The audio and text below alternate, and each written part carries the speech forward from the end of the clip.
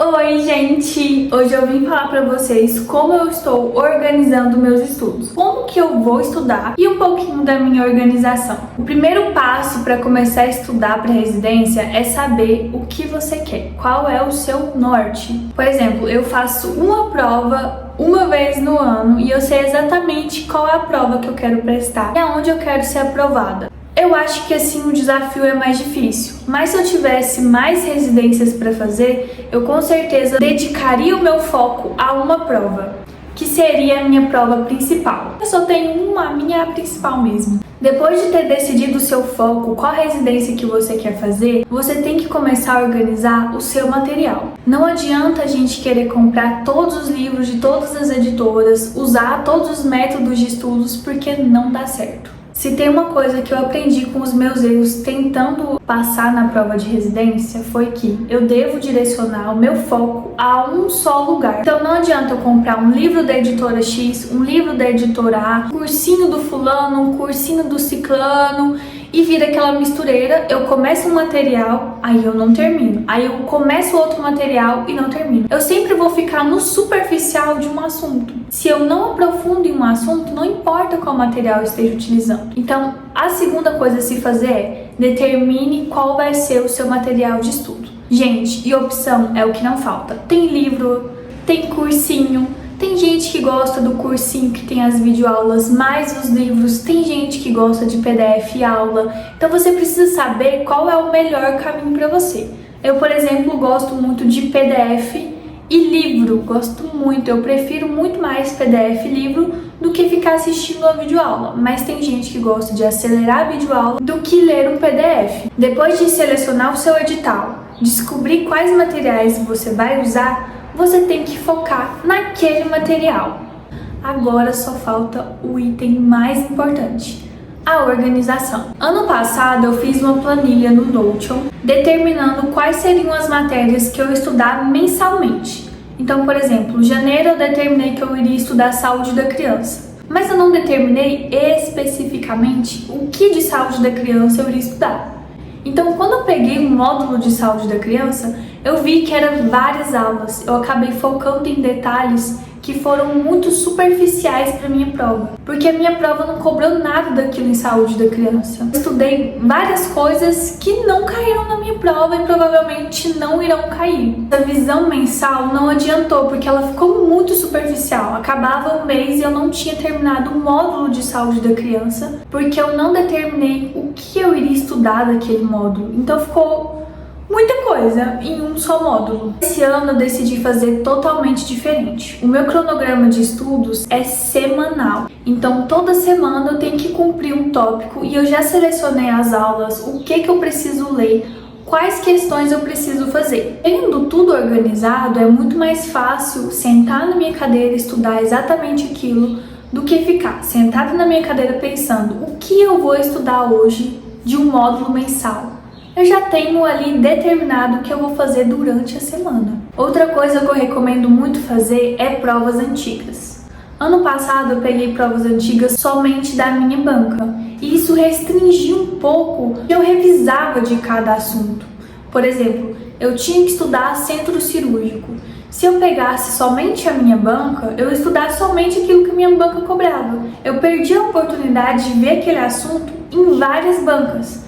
Então, por isso, esse ano eu quero fazer simulados, tanto da minha banca, quanto provas anteriores de outras bancas, diversas bancas, para que eu tenha um olhar mais ampliado e mais abrangente de cada matéria. Assim eu vou saber quais são as diferentes formas que um aplicador de prova coloca para aquele tipo de questão, para aquele tipo de assunto. Outra coisa que eu já fiz foi selecionar quais assuntos caíram nos últimos tempos. Peguei 5 anos da minha banca e fui selecionando as provas. Esse ano foi um pouco atípico para mim, porque a minha prova mudou ali a estrutura.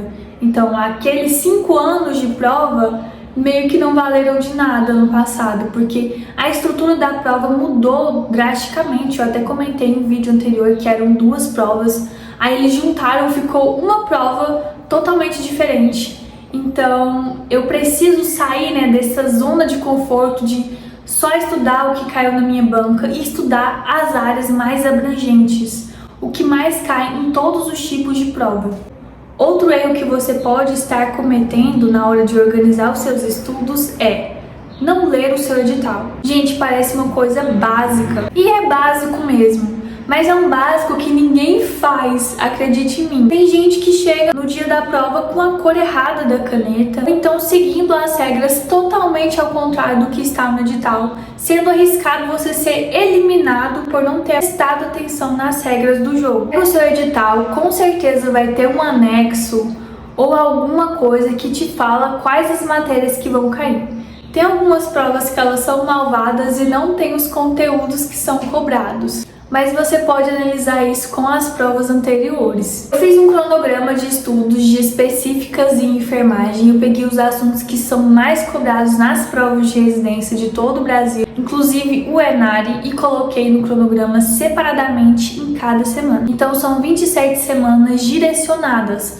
Você precisa assistir uma aula, a aula já está lá, só você clicar no link e você vai ser direcionado aqui para o YouTube para uma aula gratuita. Eu fiz esse cronograma para quem não tem condição de pagar um cursinho online. Por 400, 900, já vi até R$2.000 um cursinho de residência. Quem não tem condição de pagar isso agora pode utilizar as aulas gratuitas do YouTube. O valor do cronograma é bem pouquinho e você pode parcelar em até 12 vezes, se não me engano. Lá já tá tudo selecionado. Os simulados, deixei 10 simulados para você fazer um em cada mês até chegar o dia da sua prova. Também deixei materiais complementares, então vocês vão muitos cadernos de atenção à saúde, materiais do governo que eu deixei todos separados, quais páginas precisam ser estudadas, deixei detalhadamente tudo milimetricamente separados. Então, se você está procurando um cronograma que já está pronto para você não ter que elaborar aquilo ali, eu recomendo o meu.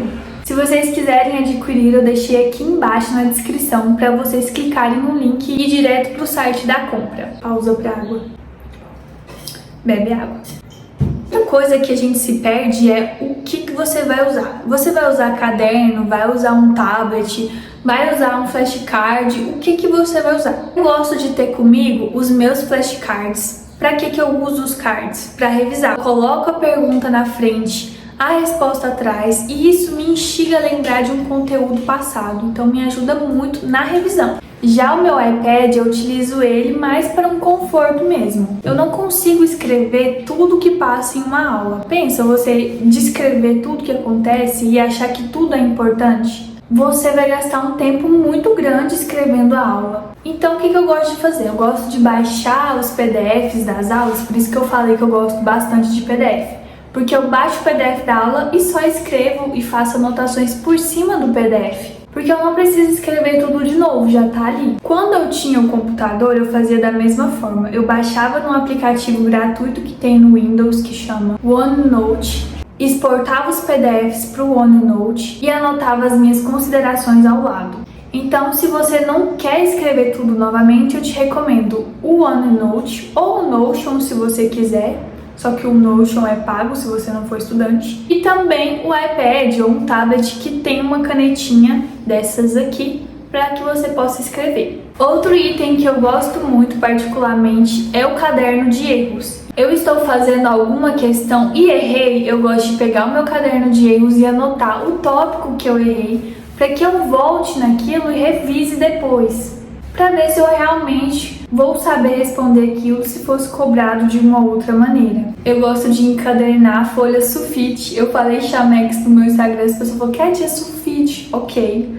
Folhas em branco, eu encadernei as folhas em branco para poder fazer, não resumos, mas sim um direcionamento do que eu tô errando. Porque se eu fizer um resumo para o tanto de tema que a enfermagem tem para fazer, gente, você perde muito tempo e acaba que aquele conteúdo não fica na sua cabeça porque é um estudo passivo. Inclusive, eu tenho um vídeo aqui no canal explicando um pouquinho mais sobre métodos de estudo e lá eu falo qual que é a diferença do estudo passivo com o ativo. Outra coisa que eu quero deixar de moleza esse ano é em relação às questões. Ano passado eu tinha uma meta fixa de questões, que era 30 questões por dia.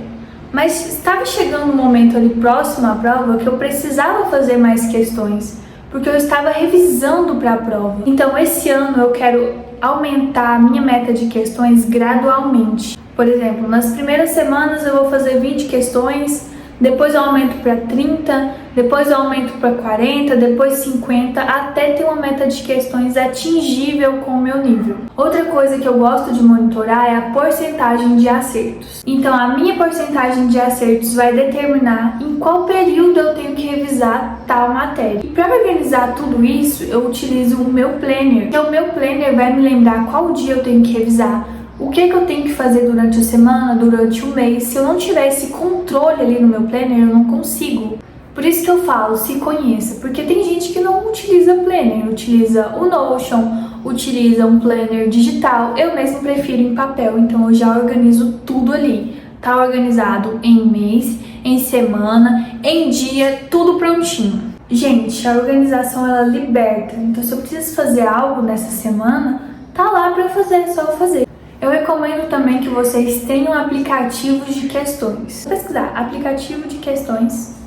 Então assim, questões de enfermagem, vai aparecer um monte de plataforma para vocês assinarem. Às vezes você se identifica mais com a plataforma do que com outra, por isso que eu não indico muito as minhas. Você tem que escolher qual vai ser a melhor para você, então eu recomendo que você teste essas plataformas. Essa é a forma que eu vou estudar esse ano. Espero muito que dê certo. Ao longo dos meses eu quero vir atualizar vocês.